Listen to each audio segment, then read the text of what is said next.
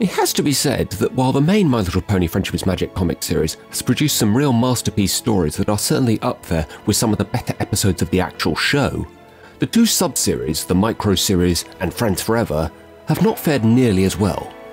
It's rare that either series has delivered a real stinker, though it has happened, but neither of them have yet produced any real gems of a story that I feel could compete with any of the stories from the show. At best, they are just okay. Now, maybe part of this is to do with the stories always being confined to a single issue, while the main series normally stretches its stories over either 2, or in the cases of some of the better stories, 4 issues. But I don't think that's any excuse. A good story can be told over any length of time. I do think it is improving though. The Friends Forever series has certainly been an improvement on the now debunked Micro series. With the exception of the first issue, the stories in Friends Forever always interested me, and in general the ideas that they have in them just seem a lot more creative.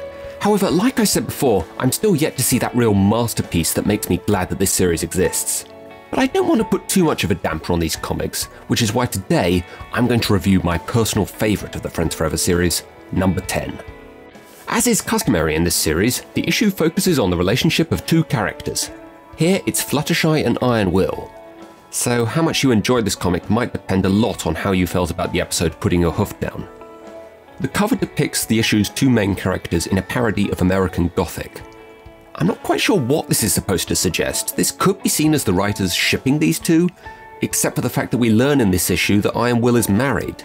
Although I do like the way Iron Will has an eating fork instead of a pitchfork.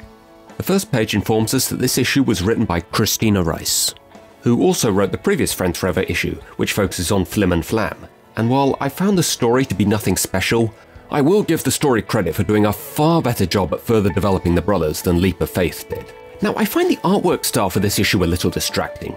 It's not terrible, but there is a rather excessive use of shading. A lot of the time the main six just look weird, particularly Pinky. Also, what's with these white squiggly lines on some of the characters' manes? But the most distracting thing has got to be the blue lines on Rainbow's mane. In fact, let that set a trend for the main things wrong with this issue, because Rainbow is a big problem in this story. Speaking of the story, let's get started on that. So we open up to, ah! Jeez, IDW, you could have warned me. Also, how is it possible that that thing actually looks worse in comic book form? Well, anyway, Twilight emerges from her, whatever that thing is, looking forward to another perfect day. This is immediately followed by her and Spike being trampled by a stampede of ponies. Honestly, Twilight, did you learn nothing from the opening of Magical Mystery Cure? Then we hear a voice off screen. Fluttershy! I want to see Fluttershy! The comic doesn't say immediately who this is, but given the cover of this issue, it should be pretty easy to guess. Twilight rushes off to Fluttershy's house to warn her that Iron Will is looking for her. The rest of the main six are already there. Okay, girls and Spike, Iron Will is coming, and it's our job to stop him from hurting our friend. Who said anything about him wanting to hurt her? All he said was that he wanted to see her. So for some reason they assume Iron Will wants more money from Fluttershy, but he tells them that he needs her help. Her help? She's not interested! Because of course Fluttershy's not capable of speaking for herself, is she, Rainbow? Yes I am. So Fluttershy comes out the front door and asks Iron Will what he wants. And again, for some reason the other five seem to think this is a bad idea. You're all very sweet to be so concerned, but I think I should hear him out. Wow, check out the mature handling of the situation by my least favourite member of the main six. Fluttershy, it seems I've underestimated you. Iron Will explains that his wife has kicked him out of the maze.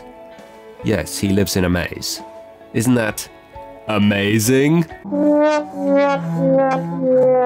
Sorry, but I still think that's a really funny idea. I just hope the bathroom isn't hard to find. Unfortunately, we never actually see this maze or his family in this comic, but I still like it as an idea. So it seems Iron Will's wife wants him to find his inner pony, and Rainbow finds this idea hilarious. Your inner pony? That's a good one! You remember how Philly Vanilli was a great episode, but all anyone wanted to talk about was the way Pinkie Pie was acting? I'm almost tempted to do the same thing here for Rainbow Dash. Like, what is wrong with her here? I know she can have a habit of acting first and thinking later, but this is going too far. But I don't want to let this distract from the real story here, so all I'm going to say is, fuck Rainbow in this comic. Twilight, after rightfully scolding Rainbow, tells Iron Will that Fluttershy can't help him. She's standing right there. Can't she speak for herself? Well, what do you know, that's exactly what she does. She insists that she help him. Thank you all for looking out for me, but if you'll excuse us, we've got some nice lessons to start. You know a comic has to be doing something right when it is making you want to hug a character you are really not a fan of. Well played, Fluttershy. Well played. Fluttershy takes Iron Will into her house and shows him some of her animals. Hey now, this is kind of nice. Oh hey, isn't this cool? Iron Will is starting to find a bit of a softer side to himself. Things are already looking up here. What could possibly go wrong? Oh jeez! Yeah, as you can probably guess, this doesn't end well. Maybe it was too soon to deal with Angel. Yeah, Fluttershy, you think? Next, she takes him to Sugar Cube Corner, where Pinky gets him to serve some customers. First is that nerdy-looking guy from Putting Your Hoof Down. What do you want? Nothing! Okay, that was a bit odd, but anyway, next is Twist. Let's see, I would like... How about... No, maybe I should... Spit it out! Nothing! What the heck is every pony's problem? He says one thing to them and they run out the shop like he's threatened their lives. So next, Pinky tries to order something. She does the typical Pinky thing before leaving without ordering anything, and Iron Will is so enraged by this, steam starts coming out of his horns. At least, I assume that's what's happening here. So Fluttershy decides that Iron Will might be able to find his inner pony by helping Applejack out at Sweet Apple Acres. That doesn't go so well. After that, she takes him to the spa to have a little me time. It seems to be going well. Iron Will is nice and relaxed and... Oh Christ, it's Rainbow. Yep, just what I expected. Rainbow's insensitive reaction seems to push Iron Will over the edge and he storms off into the Everfree Forest. Fluttershy eventually finds him and we get by far the best part of this comic. This is all hopeless. There's just no getting back in the maze for me. What exactly happened to get you kicked out to begin with? Iron Will explains that he's been away a lot of the time and his wife is left to take care of their son alone. And apparently he's been acting up both to her and at school. He said he was just being assertive like Dad. It kind of made me proud. This is kind of an interesting dilemma that Iron Will is talking about here. On the one hand, his son clearly looks up to him and he wants to follow in his footsteps. On the other, in doing so, he's causing trouble. Is his son merely following his father in the wrong way? Or is Iron Will actually a bad role model? And if he is, what can he do to change that? Fluttershy asks if he'd allow his son to talk to him the same way he talks to his mother.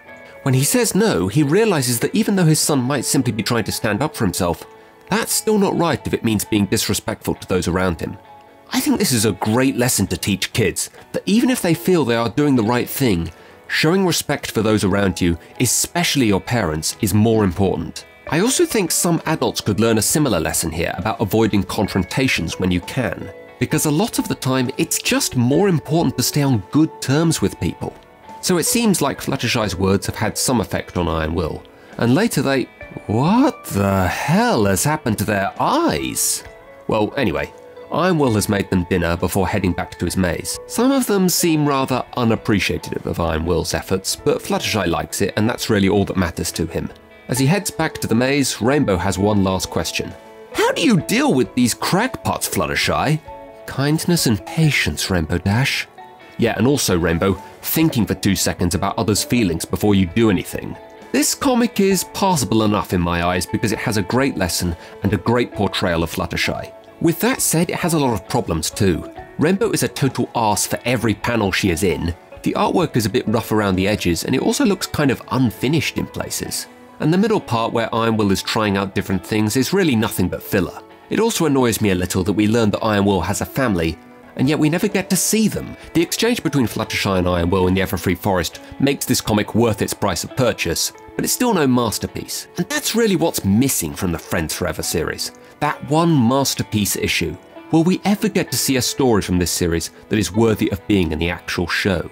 Only time will tell.